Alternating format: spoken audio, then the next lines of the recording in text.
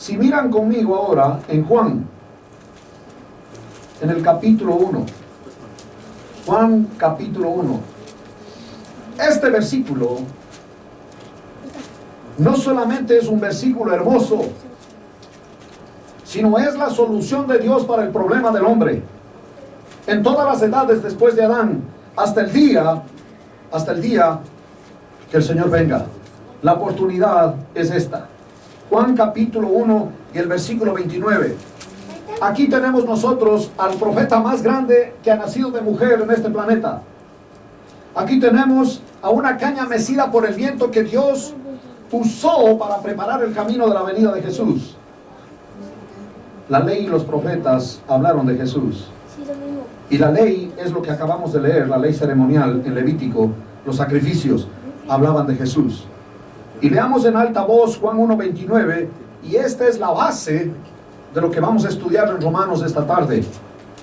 Juan capítulo 1 y el versículo 29 en voz alta dice: el siguiente día vio Juan a Jesús que venía a él y dijo: he aquí el Cordero de Dios que quita el pecado del mundo.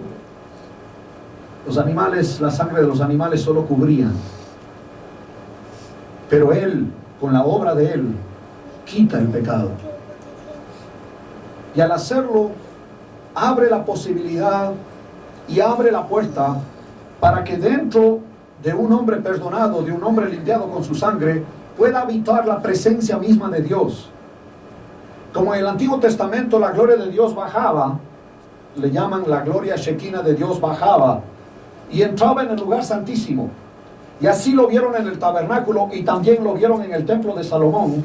Hoy día, porque la sangre de Cristo nos limpia de todo pecado, la presencia de Dios puede morar en el hombre a través del Espíritu Santo, que es Dios morando en el hombre. Y es por eso que soy cristiano. Toda persona que habla de la Biblia, que lee la Biblia, que ora a Dios, pero no tiene al Espíritu Santo, no es de Cristo y no ha nacido de nuevo y no es cristiano. Por más que nos superen su comportamiento algunos de nosotros en su conducta moralista, solamente el Espíritu Santo nos sella, y solamente por el Espíritu Santo es que somos redimidos. Él es la marca de la obra completada de Jesucristo, y eso es lo que vamos a ver ahorita.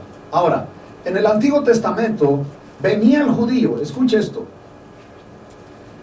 y el animal que tenía que presentar tenía que ser perfecto, ni enfermo, ni tuerto, ni cojo, ni lastimado. Tenía que ser un animal perfecto, y regularmente esos cuestan.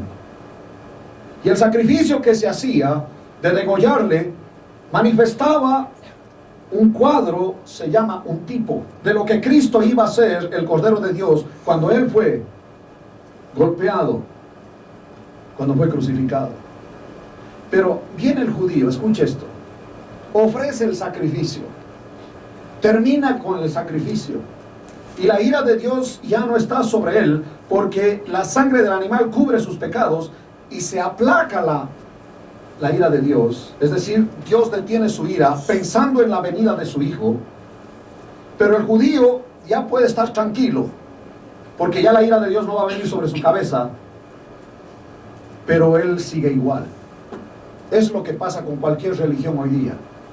Los hombres hacen sacrificios, dan dádivas, regalos, ofrendas, obras, sacrificios a Dios para tratar de ganarse a Dios, porque eso es el término religión. La religión es el esfuerzo del hombre para tratar de tener una comunión con Dios, de hacer algo para que Dios me acepte. Dios no acepta nada si no vienes a través de Jesucristo. Y sin derramamiento de sangre no hay perdón de pecados. Él no lo acepta, sencillamente no acepta nada de eso. Lo único que Él quiere es que creamos en la obra de Jesucristo. Y cualquier persona que quiere agradar a Dios, pero sin mirar a Cristo y sin creer a Jesucristo, simplemente todo lo que hace es en vano, no sirve. Por más que la cantidad de dinero sea mucha, por más que sus obras sean demasiado filantrópicas, por más que el hombre religiosamente lo condecoren, lo levanten, lo único que Dios acepta es que el hombre y la mujer de hoy se acerque a Él diciendo: vengo en los méritos de Cristo, vengo confiando en la sangre derramada del Cordero que nos quita de todo pecado. Y en ese momento, el Espíritu Santo entra en nosotros. El judío terminaba su sacrificio y se iba a la casa igual como llegó. Como muchas personas llegan a nuestras reuniones y son entretenidos con el mensaje y les gusta porque les alimenta las emociones, pero regresan igual. No ha pasado nada. Solamente cuando entra el Espíritu Santo en nosotros hay un cambio de verdad. Y quiero que noten eso en Juan capítulo 1. Vamos a Juan capítulo 1. Juan el Bautista reconoce que Jesús es el Cordero de Dios, no que cubre los pecados, sino que hace ¿qué? Limpia, los quita.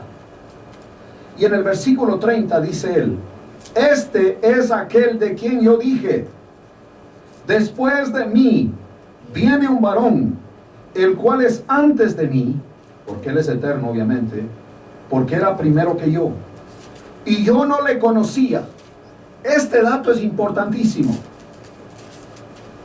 Recuerden que las mamás de estos muchachos, la mamá de Jesús, María, la mamá de Juan, Elizabeth, tenían un parentesco familiar, ¿se acuerdan? Y estos muchachos es obvio que crecieron juntos, porque eran familiares.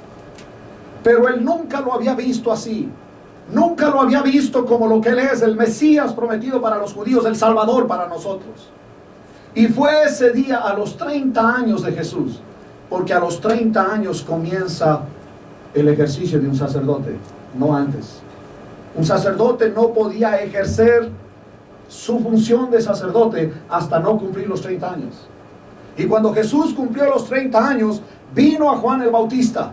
Y Juan el Bautista lo ve y en ese momento lo reconoce, pero lo reconoce porque Dios le dejó que lo reconociera. Hoy es igual.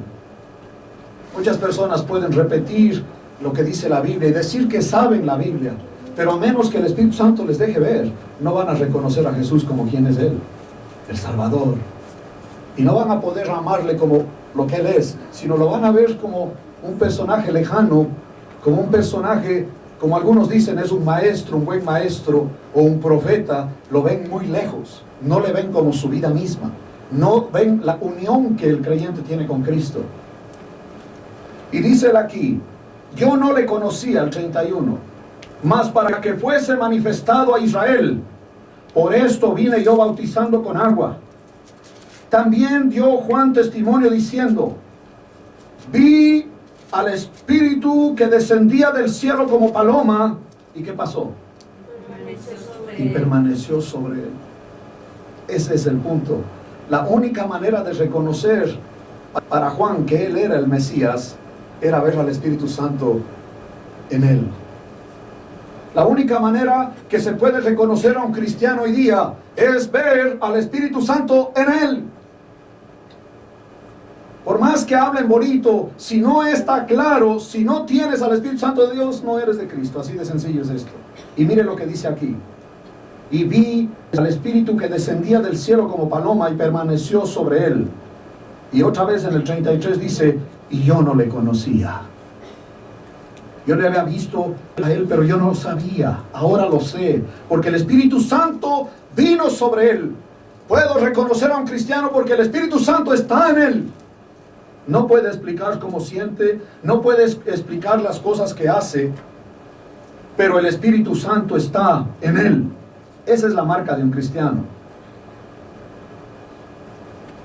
Dice el 33, yo no le conocía, pero el que me envió a bautizar con agua, aquel me dijo: sobre quien veas descender el Espíritu y que permanece sobre él. ¿Qué dice? Este es el que, ¿qué?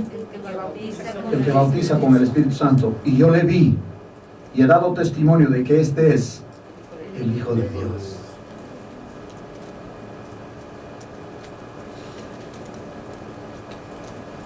Alguien que me dice a mí que es cristiano, le digo: ¿y por qué eres cristiano?